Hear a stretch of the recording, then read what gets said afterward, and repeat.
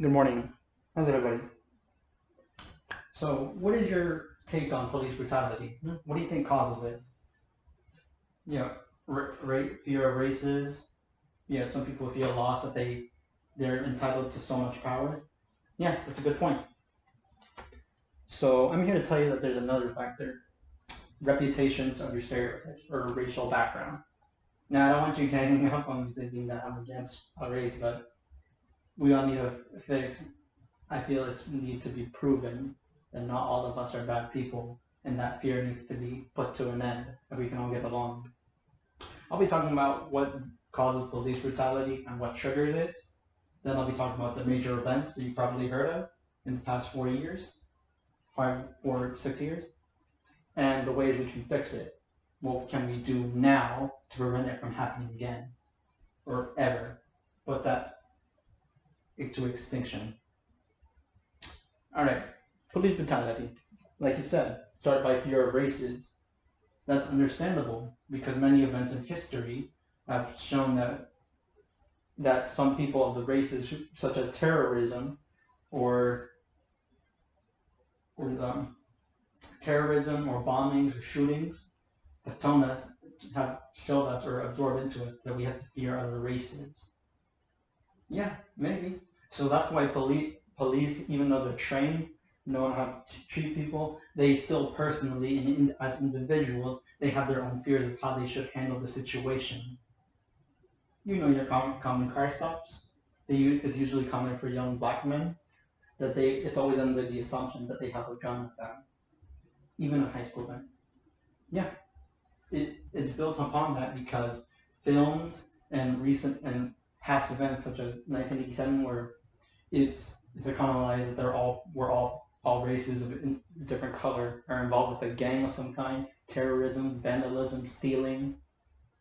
Yeah, they have it's fear that sparks that because they don't know how to learn it, and we all fear what we don't understand, and they refuse to understand that not all of us are the same. We're not a part of the same group. If we were, if every single person in this room and the outside world possessed a firearm, there would be pretty much no balance, no equality, and fall of government as well.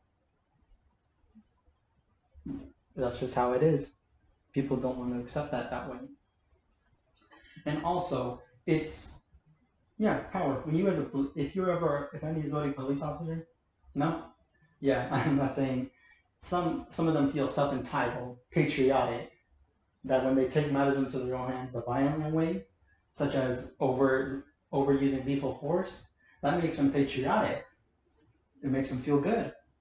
They think they're doing it right by wrong. Maybe you feel that way, but that doesn't mean it's correct. You're giving them too much power by having them possess a firearm. Just a firearm makes them feel self-entitled, makes them feel good, makes them feel like anybody they see will strike fear into whatever they're doing. Let's talk about the major events. Freddie Gray? No? Baltimore? 2016? The creepy clowns that came around. There, now you know. So, similar, they had 6 officers hold him down by the knee, which ended up disabling his spinal cord. And when when the ambulance came and on the ride to the hospital, he was already dead by then. Now, what's so special about this, you may ask? Well, that one little act of police had the whole city and other cities in the world take a turn on justice. Everybody got together, they all protested, and when police took that assumption that they were going to do something terrible, even when it was peaceful, smoke canisters and tear gas started flying everywhere, and rubber bullets. So they have to understand that just because it's peaceful, just because there are other races of doing a peaceful protest, does not mean either of them are going to follow through to a false or true common stereotype. So they didn't want to fall for that. George Floyd? No? The raid on Target? Okay, now you know. Okay, you were probably there. They were probably there. But yeah, George Floyd, I can't breathe. That was not necessary. All of that little fuss, holding him down by the neck, taking him out of his car, just because over a possibly counterfeit $20 bill. So, yeah, you could have just said, "Sir, may I look at the bill?" There are many ways it should have ended. For one, store managers and store employees are trained to know when it is a counterfeit. And even if it is or wasn't, police force wasn't necessary unless there was another act, possibly such as ranting, or he actually stole something, because he just left the store when he was just put on that accusation. But he called the police because they had no proof against it. Then it did lead to peaceful protests, but people believe that raiding other stores that dislike their race or were terrible in terms of the stock market, that would fix everything. No. Because the stereotype of stealing, they just made that point to prove that that's confirmed that that's what all of them do. If they hadn't had raided that, or just remained right there, remained as they were as a peaceful protest, the police wouldn't have taken high measures to have that assumption, the truth, that everybody steals. Now, let's talk about the ways we can fix this. Young minds now, you don't want a loved one or a young one, who even little ones, going to school and having the audacity of the thought to possess a firearm, do drugs and all that, peer pressure, kind of things. But then with the police force, they have body cameras. Why are they given the power to turn them on and off? Or cover them at least? I feel they should just, before they put it on, they should have it remotely on by someone trusted who is capable of seeing all situations without someone giving them the control to see what's going on. Also, with the basic psychology of it, a police officer is there to help, rarely to stop a crime, but always help one's in need whenever it's in danger. Like, my friend is in trouble, what do I do? Or, I'm lost, can you help me? Yeah, that may seem a little down to the level, but it does help because they're seen as a wrong image. Now, what about stereotypes? Well, that guy has a gun. I know it because he's black, or I know he's part of a drug cartel because he's Mexican.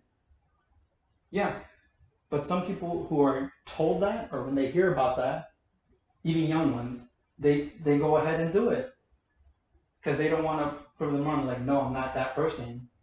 Or then don't do it just because someone says so. You're just proving the point that they have to take that measure or action against you.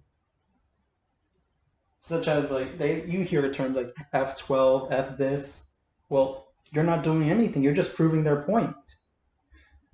I think we should reinstate a program like DARE, because the DARE program, it did fail, but I think it was because you had police officers as speakers.